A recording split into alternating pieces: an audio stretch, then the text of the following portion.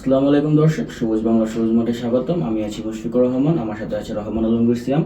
আমরা আলোচনা করব বাংলাদেশ ও বিশ্ব প্রাঙ্গনে ঘটে যাওয়া কিছু বিষয় নিয়ে। শুরু করছি ক্রিকেট দিয়ে।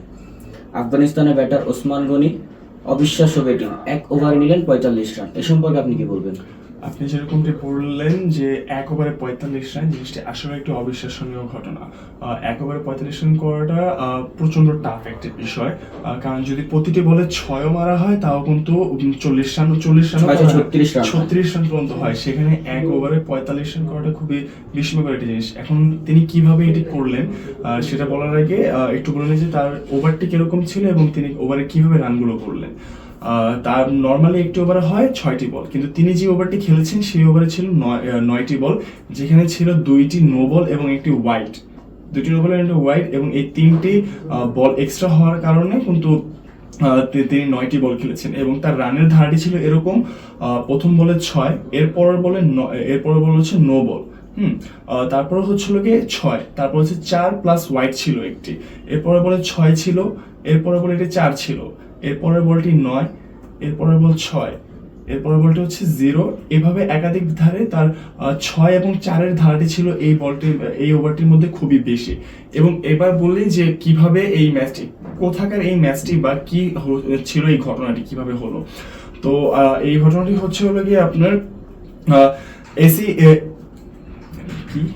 ECS T10। আচ্ছা, তো এই ঘটনাটি হচ্ছে ECS T10 লিগের কথা, যেটি হচ্ছে আপনার ইংল্যান্ডের। তো নর্মালি এই T10 এর যে ফরম্যাটটি রয়েছে এটি কিন্তু আপাতত পেশাদার ক্রিকেটের স্বীকৃতি পাননি। তাও কিন্তু এটি বিভিন্ন দেশে খেলা হয়, যেমন ইংল্যান্ডে খেলা হচ্ছে।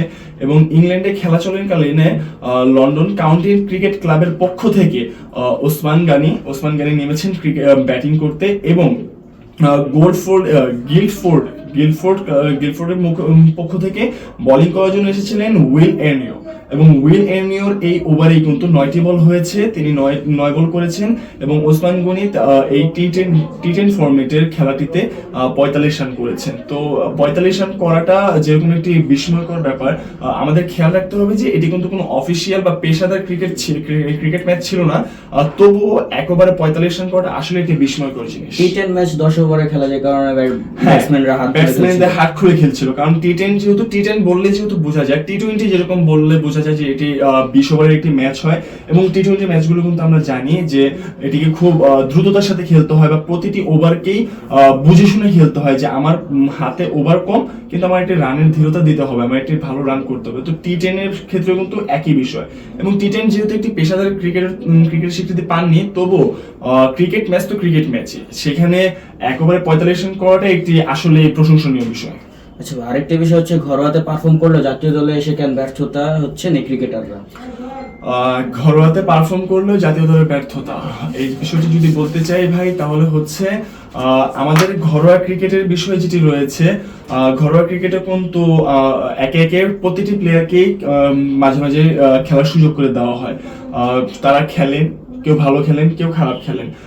আমাদের ক্রিকেটারদের মধ্যে একটি বিষয় আপনি যদি লক্ষ্য করে দেখবেন, তাহলে দেখবেন যে যেই ক্রিকেটারটি মনে করেন যে একটি ম্যাচ খেলে সেঞ্চুরি করতে পেরেছে, বা সেঞ্চুরি, হাফ সেঞ্চুরি এরকম কিছুটা করতে পেরেছে, তখন তার মাইন্ডসেটটা এরকম হয়ে যায় যে আমি তো এখন সেঞ্চুরি করে ফেলেছি, আমার জন্য পরবর্তী 2টা ম্যাচ নির্ধারিত হয়ে গেছে, আমাকে পরবর্তী 2টা ম্যাচে তারা খেলাবে, এরকম একটা নির্ধারিত হয়ে যায়। তো তার পরবর্তী 2টা ম্যাচে আপনি দেখবেন যে যেই প্লেয়ারটা গত ম্যাচে সেঞ্চুরি করেছে, পরবর্তী ম্যাচে তার ধারা 40 রান বা 50, হাফ সেঞ্চুরি করাটাও কিরকম একটা বাধা হয়ে দাঁড়াচ্ছে। এবং মানে এটা হচ্ছে যে তারা গা ছেড়ে দিয়ে খেলা শুরু করে, এরকম একটা বিষয় হয়ে দাঁড়ায় তখন। এবং এই মাইন্ডসেটের কারণেই কিন্তু যখন তাদের একাধারে, এবং যেই ছেলেটা মনে করেন যে একাধারে ঘরোয়া ক্রিকেট খেলতেছে, ভালো পারফরমেন্স করতেছে, সেই কিন্তু পরবর্তীতে ইন্টারন্যাশনাল ম্যাচ খেলাগুলোর জন্য নির্ধারণ করা হয়ে থাকে যে হ্যাঁ, ও যেহেতু ঘরোয়া ম্যাচে ভালো খেলছে, ওকে এবার একটু বাইরে চান্স দেওয়া যেতে পারে।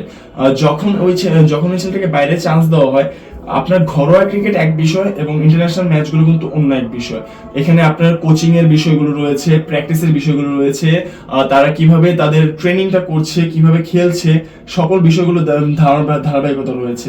তো এখন যখন আপনি ঘরোয়া ক্রিকেটে তাদেরকে ইন্টারন্যাশনাল ম্যাচ খেলার জন্য প্রিপেয়ার করবেন না, তাহলে এটা স্বাভাবিক বিষয় যে আপনি তাদেরকে ঘরোয়া ম্যাচে ভালোভাবে পারফরমেন্স করতে দেখবেন, ধারাবাহিকভাবে তারা সুন্দর পারফরমেন্স করবে। কিন্তু তারা যখন ইন্টারন্যাশনাল পর্যায়ে চলে যাবে, যখন তারা তাদের থেকে একটু ভালো পর্যায়ে খেলোয়াড়দের সাথে খেলবে, তারা যখন দেখবে যে তারা প্রেসার ফেস করতে পারতেছে না, তখন কিন্তু তাদের খেলার ধারাবাহিকতা কমে যাবে। তো আমি আশা করব যে আমাদের দেশের যে কোচরা রয়েছেন, যারা আমাদের প্লেয়ারদেরকে খেলান, তারা তাদের জন্য এরকম একটি ট্রেনিং সেশন করবেন যেখানে তারা ইন্টারন্যাশনাল পর্যায়ে গিয়েও সেই প্রেশারটা নিতে পারে, প্রেশারগুলো নিয়ে খেলতে পারে। এবং ক্রিকেটারদের কাছেও আশাবাদী থাকবো তারা যেন একটি ম্যাচ ভালো খেললে পরবর্তী ম্যাচে যেন গা ছাড়া না হয়ে যায়, প্রতিটি ম্যাচকে যেন সমান দৃঢ়তার সাথে খেলে এবং সমান গুরুত্ব সহকারে খেলে শেষ করে। আচ্ছা ভাই, আরেকটা কথা ছিল এখানে, সোহেল যিনি দেখলাম উনি বাংলাদেশের সাথে ভারতের ঘরোয়া ম্যাচের একটা তুলনা করলো, এই বিষয়ে আপনি কি বলবেন? সোহেল যে বিষয়টি বলেছে, যে আমি যে বিষয়টা আপনাকে বললাম যে একটি বিষয় যদি বলি ভাই, আমরা মিডিয়ারা যারা রয়েছি, বাংলাদেশের মিডিয়াদের সম্পর্কে বলতেছি, যখন দেখবেন যে কেউ সেঞ্চুরি করে, বাংলাদেশের কোনো ক্রিকেটার সেঞ্চুরি করেছে অথবা মনে করেন একটু অতিরিক্ত ভালো খেলে দিয়েছে, আপনি দেখবেন যে বাংলাদেশের মিডিয়া ফিড কিন্তু ওই একটা বিষয় নিয়ে খুব পরিমাণে তোলপাড় হয়ে যায়, খুব বড়সড় একটি কাহিনী করে ফেলে যে হ্যাঁ ও সেঞ্চুরি করেছে, ও একেবারে এত উইকেট নিয়েছে, এরকম একটা ভালো ম্যাচ দিয়েছে। কিন্তু ভারতের বিষয়টা যেটা হচ্ছে ভাই, ভারতে কিন্তু এটা নিয়ে এতটা কিছু করা হয় না। ভারতের জন্য এই বিষয়টা হচ্ছে একটা মনে করেন যে নিত্যদিনের বিষয়, যে আমাদের খেলোয়াড়রা অবশ্যই সেঞ্চুরি করবে, তাদের কাছে এটা একটি নর্মাল বিষয়, নিত্যদিনের বিষয়। তাই এটা সোহেল তুলনা করেছে যে দেশে যখন কোনো ক্রিকেটার সেঞ্চুরি করে বা একাধিক উইকেট নেয়, তখন তাদেরকে এতটা হাইপ তুলে দেওয়া হয় যে তখন কিন্তু ওই প্লেয়ারটার মাথায় একটা মনে করেন একটা মেন্টাল প্রেশারও থাকে, অথবা মনে করেন যে তার কাছে একটা উৎফুল্লতা থাকে যে আমার নামে এতটা প্রশংসা হচ্ছে, আমি আরো ভালো করব, তখন কিন্তু একটা প্রেশার ক্রিয়েট হয় মাইন্ডে। তখন কিন্তু খেলার যে পারফরমেন্সের প্রেশার ক্রিয়েট হলে কিন্তু ভাই খেলাতে প্রভাব পড়তেই পারে। তো ওই বিষয়টাই কিন্তু সোহেল বলেছে এখানে। আচ্ছা, আজ এই পর্যন্তই, দেখা হবে কাল একই সময় নতুন কোনো বিষয় নিয়ে। সবাই ভালো থাকবেন, সুস্থ থাকবেন, আল্লাহ হাফেজ।